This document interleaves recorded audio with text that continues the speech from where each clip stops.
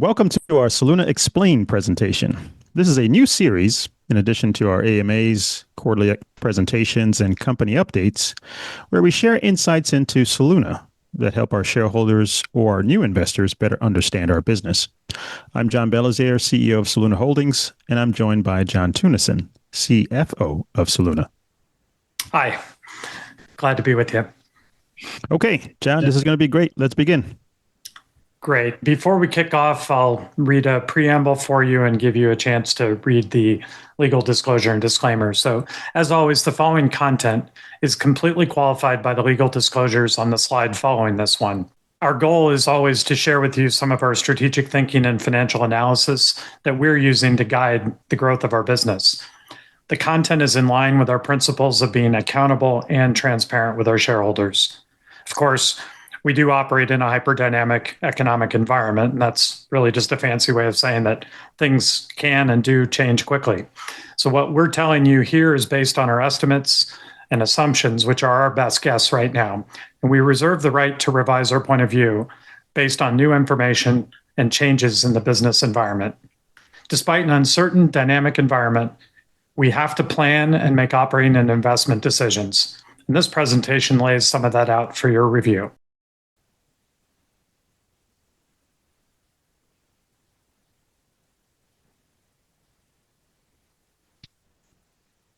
I'd like to start by taking you through a quick overview of Soluna.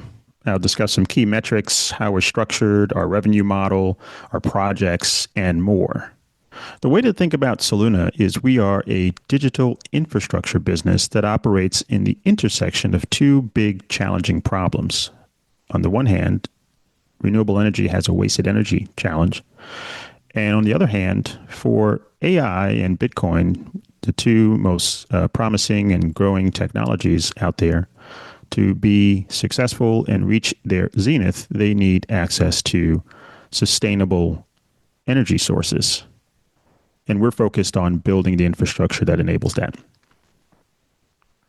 To better understand what I mean by that, AI is the fastest growing technology today. It has exponential growing demand for compute and a corresponding insatiable demand for power and data center availability. There's more capital coming into the data center space today than has ever been before, and that is driving a powerful need for more energy. Bitcoin mining is also a fast-growing space. It has consolidated around some of the best and largest operators, and those mining companies are really focused on scalable, well-managed, and co-advantaged hosting partner relationships. They want sites that are powered by renewable energy, have compelling power costs, great operations to help them to scale their business. Now, clean energy is also experiencing its own challenges. Clean energy goes to waste today due to curtailment, and there's a critical shortage of power for these growing applications. Load growth is on the rise from a combination of computing, advancements in sustainable mobility, etc. And Soluna really helps to bridge all of these factors, unlocking stranded renewable energy and turning it into a scalable computing power. The way we do this is by co-locating data centers behind the meter at these renewable power generation sources, which enables us to bypass long interconnection queues. Today, if you were to start from scratch in some parts of the country, it would take 4 to 5 years to fully build out a new substation and interconnection, permitting, and going vertical with whatever the project you're dealing with. Soluna, on the other hand, by accessing these existing generation sites and grid interconnections, we're able to source power in 2 years. And that is a very powerful accelerant as it relates to these new industries. That's why we're on a mission to make renewable energy a global superpower using computing as a catalyst. We develop and operate this digital infrastructure I've referred to that really taps into that growing opportunity. And the convergence of those two things is something we're calling renewable computing. Now, I want to take you through some highlights. In the center of the screen, you can see our operating footprint. We have 89 megawatts currently spinning, if you will. The first 75 were our core flagship projects, the Dorothy's and Sophie. We've now expanded Dorothy to Dorothy 2. And the first phase of that, the first 16 megawatts, is now spinning, and we've deployed customers in that. And we're beginning to grow and expand that project throughout the rest of this year. Our goal over the next few years is to grow to over 775 megawatts in operation.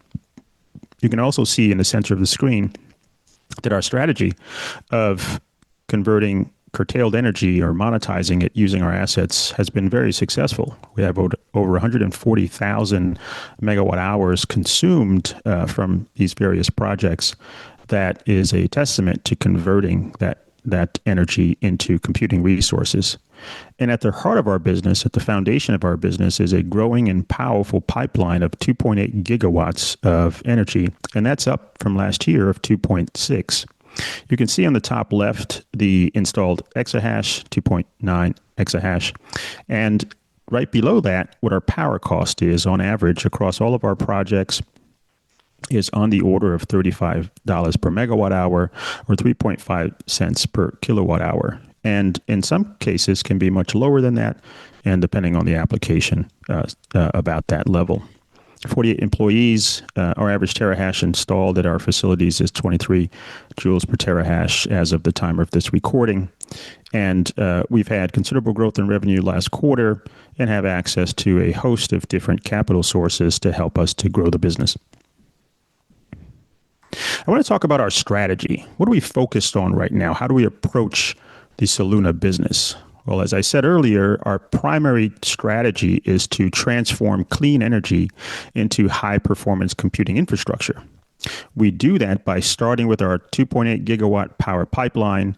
We sign PPAs and acquire land co-located with those renewable energy projects that have high degrees of curtailment. We have a vast and growing pipeline at various stages, and we then turn that pipeline into spinning revenue-generating projects. Today, we primarily focus on Bitcoin-related projects, Bitcoin hosting, and some proprietary mining. And there we develop our own data centers as our own design.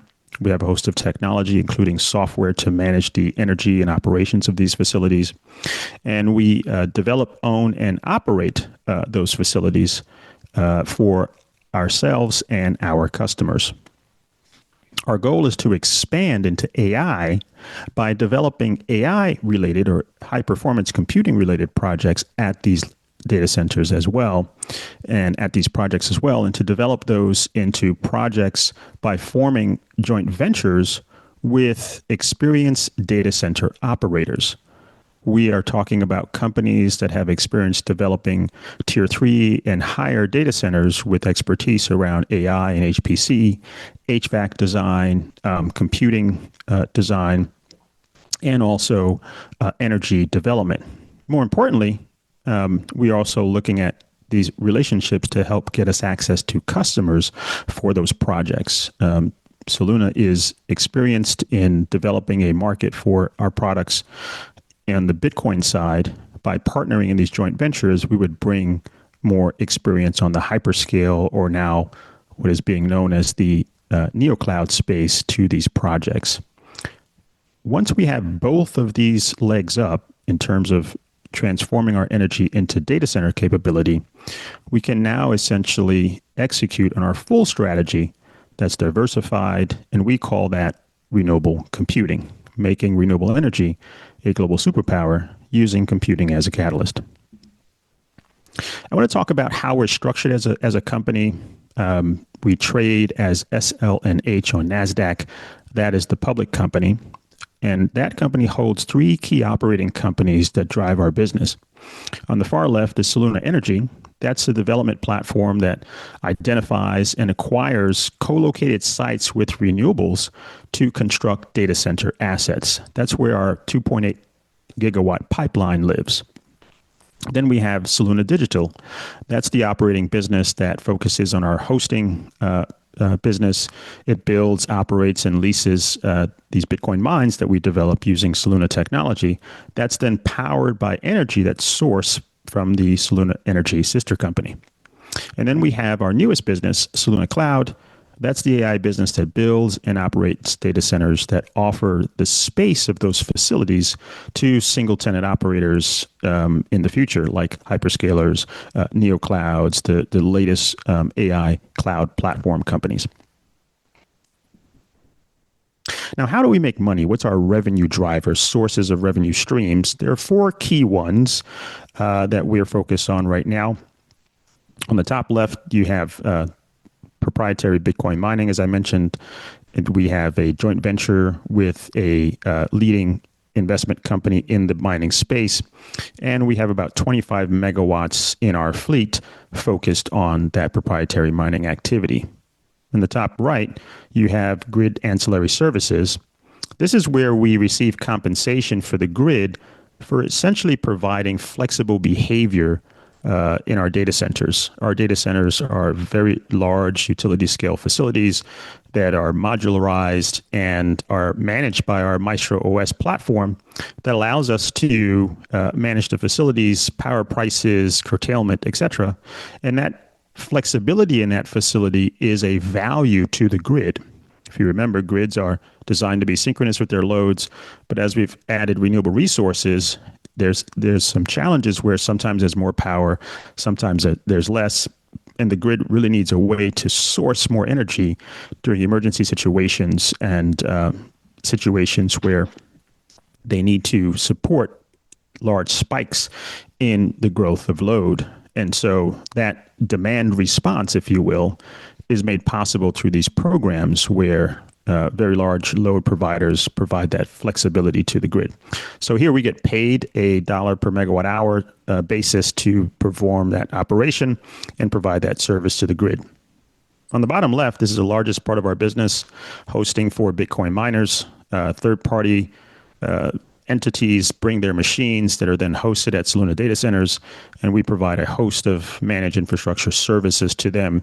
And there are a host of different business models and pricing structures, depending on whether it's a fixed cost or a profit share approach. Now, on the bottom right, this is the future state of the business area where we'll be growing, where we provide co-location and hosting services for companies that need AI-ready data centers that can host the latest and greatest NVIDIA GPUs and beyond that can be deployed in these facilities. And these will be built through those joint ventures I talked about earlier. And the joint ventures help us to then build out operations around managed infrastructure services as well. So those are the four business segments: prop mining, ancillary services, hosting for Bitcoin miners, and high performance computing. Now, let's talk about our data centers. We have over 773 megawatts of data center capacity in operation, construction, and development as of the time of this recording. We have 75 megawatts of that were spinning as of last year, 2024.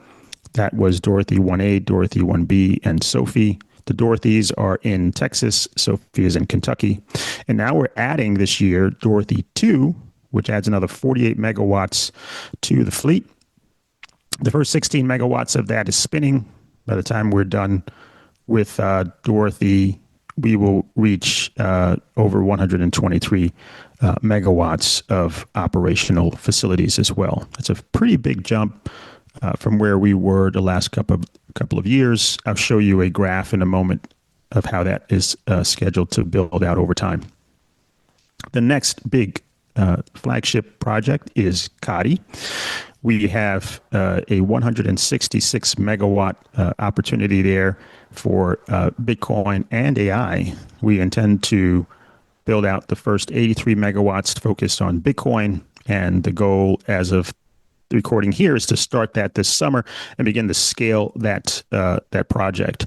If we do that, that will put us in one of the first key milestones as a company, where we have two projects under construction at the same time, showing the scale that we're reaching as a company. So Katie is our most shovel-ready project after Dorothy 2, if you will. And in the gray area here, you see a series of projects we've announced: Grace, Rosa, Hetty, Ellen, and Annie, our first solar project, totaling many more megawatts, hundreds of megawatts that we'll be able to build out over a host of different applications, Bitcoin hosting and AI.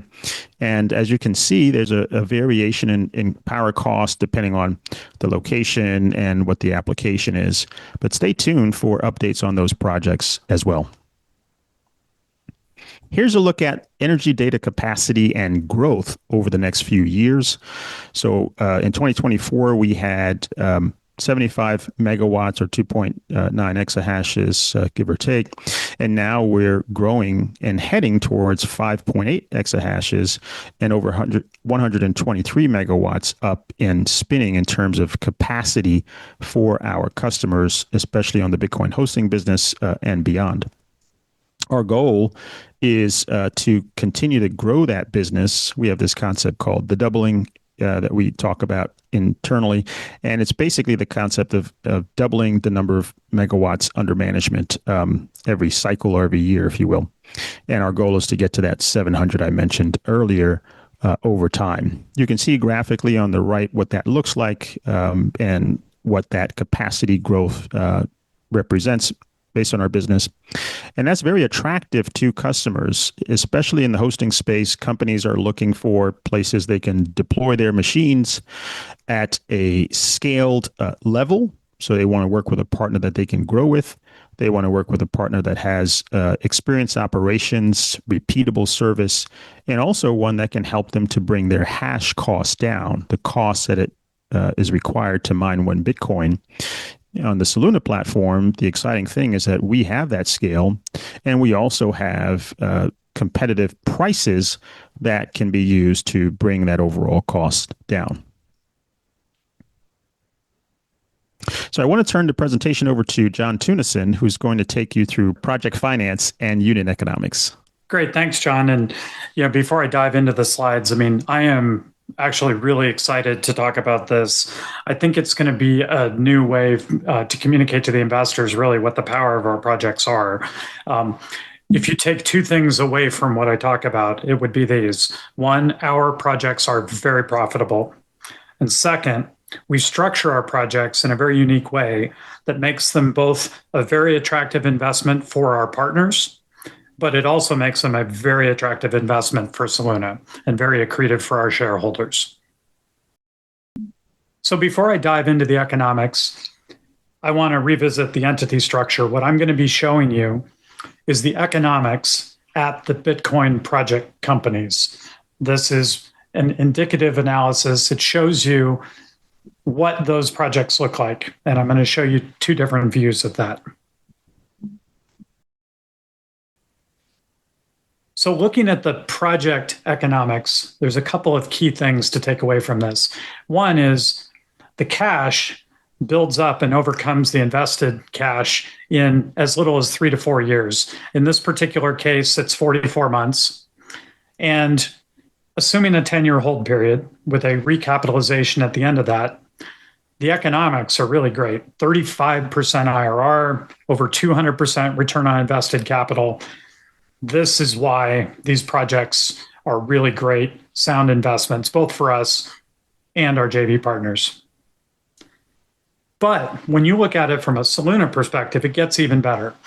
And this is because of the unique way that we structure these projects. First of all, as the developer, where we're bringing what John describes as the land and the power and that behind the meter special sauce that we bring, that's of great value. And we bring that in and we get developer carry on that and uplift. So our initial outlay in terms of equity dollars is a bit lower. And then, as you see, as you look at the cash flows building year over year, you get to a point out into the future where they grow substantially. And that happens at what we call the project flip. Okay. And this is a unique way that we structure these projects. And it works really well for our partners because it matches with their kind of economic expectations and what they're looking for and the kind of rate at which they receive their returns.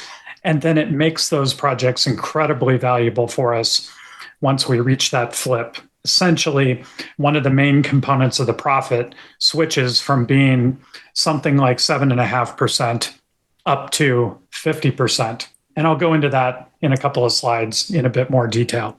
But this means our cash is returned even faster, in this case, about 38 months. And our IRR is even stronger at about 50%. And our return on invested capital is outstanding at over 700%. Now that I've walked you through the illustrative examples of our profitability, I want to shift gears and talk about how we actually get cash and profit out of our projects. And first, I want to note, we finance our projects with a mix of equity and debt. Predominantly for our first several projects, it's been near 100% equity, but we've recently changed that with the closing of a $5 million note at Sophie. And I would now want to pivot and walk you through how our Bitcoin hosting projects and our prop mining projects return cash to us and how the waterfalls essentially work. So this flip term is an important one. What I mean by flip is in our hosting model with our JV partner, the way that we structure these projects creates two particular streams of profit that can come to Soluna. The first is a developer profit, and the second is an owner profit. And once we hit a certain targeted return on capital for our JV partner, the developer profit piece flips substantially. So just remember that, and I'm going to highlight that here on the slide in front of you. So the best way to visualize how our projects return cash to us is for every $100 that goes in the front end as revenues, just under half of it goes to third-party vendors. That is, paying the electricity bill, that's paying for maintenance, parts, and other third-party services. Soluna also takes a small fee for operations and administration. That's largely to cover our cost of people and other related expenses as we run the projects as the manager. This leaves about half to distribute then to Soluna and our JV partner. So the first cut is this developer profit that I talked about. And what I'm showing you here is pre-flip. So we haven't at this point hit that typically IRR target in the high teens for our JV partners. So we get about 7.5% of the cash that's available to distribute. That's the 379. Then it goes through the waterfall. And what I'm showing you here for illustration is what a 75-25% split between our JV partner and Soluna would look like. So this is where we get 1169. So when you add up the three different amounts coming to Soluna, you get 2126, or roughly 20% of the revenues drop to Soluna's bottom line. Now, pay attention to that 2126 and the 379 as I flip to the next slide.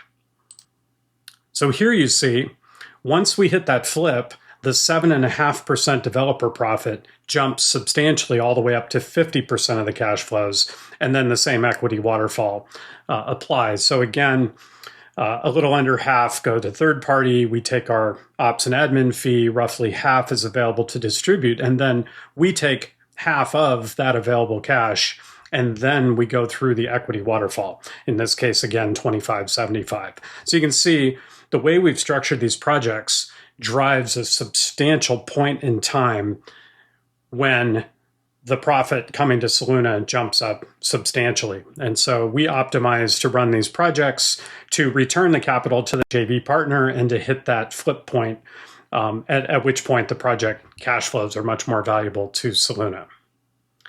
So now I'm going to flip over and just briefly touch on, we have a similar waterfall, but we don't have the developer profit component in our prop mining joint venture.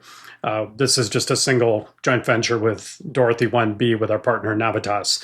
In this case, a slightly higher percentage of the revenues that come in go to the third parties. We similarly take an operations and admin fee, and then we simply divide the cash along the lines of our JV partnership, which is 51% for Soluna, 49% for Navitas. Now, another thing that I think it's important for investors to understand about us is how our debt is currently structured. So I'll just briefly mention on this slide, you can see here that we have two notes that are amortizing, and you can see how much amortization is remaining at the end of the last quarter. And this gives you a sense of how the debt's structured.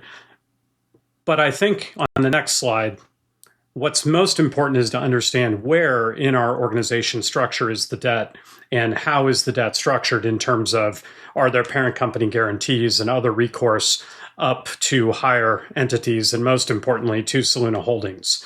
And so the short answer is, I'll talk about, there's one debt tranche that does have recourse to Soluna Holdings, but everything else is quite purposefully structured as debt at the project level. So first I'm going to address, off to the left, you see Project Marie. Marie is no longer operating. That was a project where we did some proprietary mining, and we also hosted a customer. The goal of that facility, it was different than our current facilities in that we didn't build it, we leased that facility. And reliance on the one customer ended up causing a situation where that customer was in bankruptcy and was no longer able to pay, which caused us to not be able to service the note. So NYDIG, the lender in that case, did call the note. They took the collateral. There was a lawsuit. They've won the judgment, and there are no assets there. So that debt is sitting there. There hasn't been a final absolution of that debt, but it is, what you would consider to be a bankruptcy remote entity with the debt sitting there with no recourse up into either Soluna Digital or Soluna Holdings. The two in the middle are what I would consider to be roughly plain vanilla project level debt financing. So the Galaxy note that we closed earlier this year, principal amount of $5 million. It is borrowed at Project Sophie. It's secured against the assets of Sophie with a guarantee of its immediate parent, which is Project Sophie Holdco. And then there is no recourse upwards into the broader Soluna. And we operate our projects as standalone entities. That makes it both good for debt situations, but it's also helpful when we have JV partners to enable us to, to create the right conditions for them to invest. The second one you show under SDISL borrowing. This is a facility with Spring Lane. It's essentially a long lead equipment purchase line. It is secured against projects that we have joint ventures with Spring Lane on, and it's either paid in cash or via equity with an uplift once we close project financings. And that leaves the final note, which is the Green Cloud note. This was the original financing that we took last year in order to kick off the HPE deal. As you know, we made the strategic decision to terminate that earlier this year. We worked with the lender, who are and remain supportive of Soluna, to make sure that that note continues to be serviced, and we do continue to service it out of Soluna Holdings. It is guaranteed by Holdings and Holdings' immediate assets, but it is not guaranteed against the assets of our subordinate entities. And finally, I want to walk you through, similar to what I did on the Bitcoin projects, what the economics of AI HPC data center projects could look like. Now, these are considerably different in the way that the projects come together and the way that the economic returns look, but the format here you can see is the same. Essentially, these projects are typically done with a mix of about 40% equity and about 60% debt. That's what I'm showing here. There's a longer upfront capital phase where you're building and constructing. In this case, I'm showing you it spans over 2 years. That cash comes in up front, and then the debt is amortized, typically interest only, over the remainder of its term. And these deals are done with a basically pre-planned or expected exit, which is a refinance, which would occur typically in years 5 through 7. I've shown year 7 here for illustrative purposes. But you can see the cash flows are good, but the majority of the value of these projects is returned on that exit, where they typically trade at about 3 times the cost to construct. And this results in, because of the leverage, a very substantial return on invested capital and IRR. In this case, what I'm showing you is the project's returns. This is what our partners would see. nearly a 40% IRR and over 500% return on invested capital. But not unlike our Bitcoin projects, Soluna is able to leverage its upfront work. We bring the power and the land and the sweat equity and the know-how and create the opportunity to unlock behind the meter power for HPC AI data center projects. So when we do that, our upfront capital relative to the total is a little bit lower, and we still enjoy the economics of the refinance in years 5 to 7. So in this case, Soluna's economics would be closer to 60% IRR and over 1,200% ROIC. So hopefully this helps you see why this is an important future development for us. This is why we're earmarking Kati 2 to be an AI HPD data center project, and how we evaluate future projects for AI HPC data center possibilities. Thanks, John. To stay up to date on our latest news and announcements, follow Soluna on LinkedIn and X, and subscribe to our newsletter. Thank you for your continued support. Until next time.